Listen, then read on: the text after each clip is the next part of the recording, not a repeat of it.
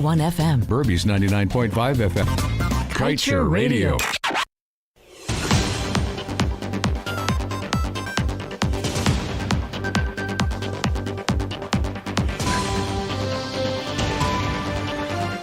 Hello, thank you for tuning into Kaieteur Radio. I'm Kevin Smith. Welcome to your news at noon. Without further ado, let's get to the news in detail. 42-year-old Sharon Hicks, permanent secretary for the Ministry of Amerindian Affairs, was on Thursday caught in a sting operation collecting a bribe from a contractor. Hicks was arrested at her Kwamina and Thomas Street, South Commingsburg office. Crime Chief Wendell Blanham confirmed that she was questioned and later released on substantial bail. It is understood that the sting operation was set up after a businessman who usually provides security services to the ministry reported to the police that the PS was demanding monies from him before she signed off on his invoices. Hicks and the businessman's father had a deal in which she would help him secure a contract with the ministry, and in return he pays her $200,000 a month. After the businessman's father died, he took over his father's business, and that is when Hicks approached him to strike the same deal with him, to which he first agreed. However, after reportedly paying Hicks for 3 months now, he became tired and reported the matter to the police. In other news, one of the new scanners carrying a price tag of 290 million Ghana dollars that was installed and commissioned some 5 months ago at the Chedijagan International Airport has reportedly shut down. According to information, the scanner that is currently out of working order is a CTX 5800 checked luggage scanner. Also confirming this development was the Minister of Public Infrastructure, Juan Edgel. It is understood that the issues that led to the scanner shutting down is a technical one. The CTX 5800 checked luggage scanner was commissioned in May this year along with other screening equipment. The government had spent a total of $400 million for the equipment they labeled as high-tech. In other news, come October 22nd, several criminal charges will be read to Digicel Guyana and its Chief Executive Officer, Gregory Dean, for the unauthorized use of spectrum and the failure to comply with notices to seize such acts. Spectrum refers to the frequencies that are used to transmit sound and data across the country to phones. Filing the said charges was Prime Minister with responsibility for the telecommunications sector, Mark Phillips. The court document further stated that between December 1st, 2020 and October 4th, 2021, Digicel Guyana made use of spectrum in the 1800 MHz band without having proper authorization.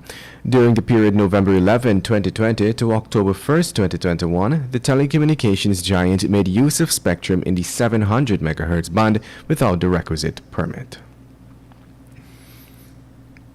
In other news, parties involved in the libel matter between Kaieteur News and former NISL CEO Winston Brassington have failed to reach a consensus for the payment of approximately $18 million judgment awards. The court was left to allow the lawyers to file written submissions for each application. The submissions are expected to be filed by October 28th, and on November 11th, court will rule on the respective applications.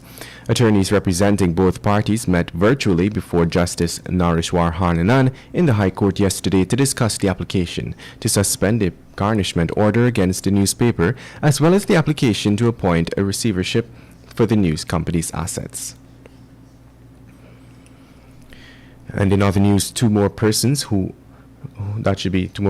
are now dead following bee attacks at separate locations. The two persons have been identified as 62-year-old Sir Paul Rishi Hemraj of Blackbush Polder and 58-year-old Dorothy Adams of Rotterdam East Bank, Berbice. Hemraj, a ranger and former chairman of the Water Users Association in Blackbush, was in the back dam with two other rangers, with an excavator operator and some other farmers when the Africanized bees attacked. Meanwhile, Dorothy Adams was walking home from a nearby shop yesterday when the Africanized bees attacked her on the road. On Thursday, another man was attacked by bees in the Abershambach Dam, and he too died following the attack. And moving on, a 58-year-old woman who yesterday accompanied her son to court for a matter collapsed and died at the Vigilance Magistrates Court moments after complaining of feeling unwell. The dead woman has been identified as Gloria Thomas of Vigilance Southeast Coast Demerara. While the woman was waiting for her son's mother to be called, she entered the courtroom where she collapsed. The emergency medical technicians were called in, and when they arrived at the court, they administered oxygen, but Gloria remained unconscious. She was then rushed to the Georgetown Public Hospital, where she was pronounced dead. And now let's tell you, given that persons with underlying conditions are more at risk of contracting COVID-19, it was revealed recently that during the last 8 months, over 19,000 persons have been newly diagnosed with chronic diseases.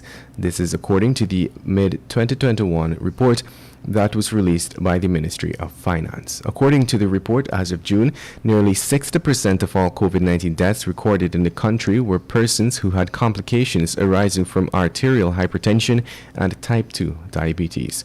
The country so far has recorded 825 COVID-19 related deaths since the first death was detected in March last year.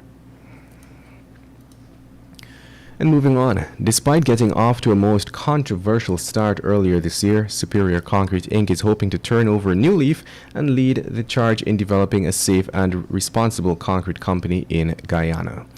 We had reported in May that the company, during its initial development efforts, had clashed with local authorities over its move to set up the said operations at Houston Estates. There were complaints that proper procedures were not followed, that it was not in compliance with the nation's laws, and that there were blatant instances of disrespect. Since that followed, the company has restructured its management and is determined to demonstrate that it intends to be compliant and work with Guyanese.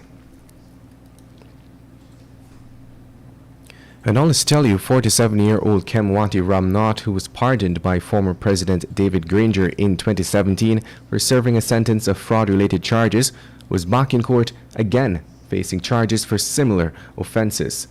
Ramnath of Public Road Grove, East Bank, Demerara, appeared yesterday in the Georgetown Magistrates Court before Magistrate Dylan Best to answer to the charges of forgery and obtaining money under false pretense.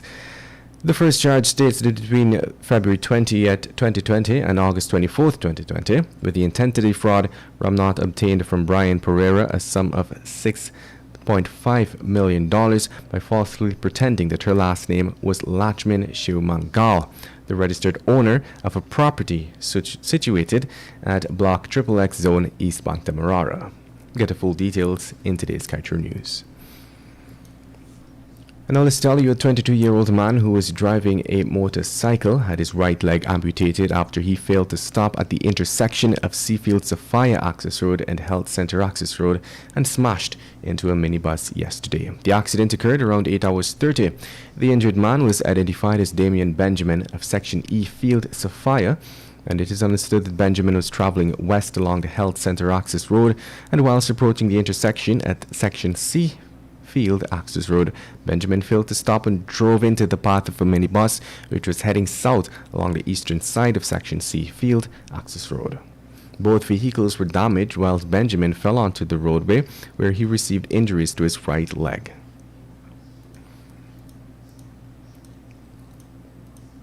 And now for the page 7 of the Kaieteur News.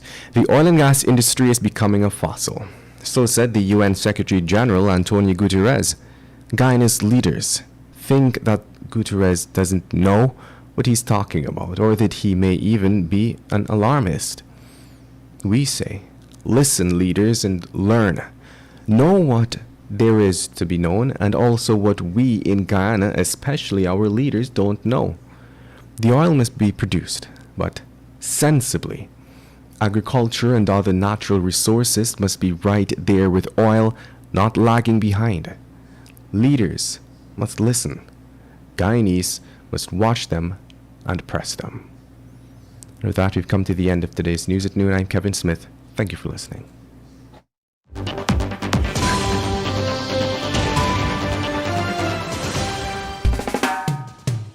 And that's the news of the moment. Remember to get the full details of these stories, pick up a copy of the Kaieteur News. And don't forget, you can catch us on the MyTuner app as well as the Radio Garden app.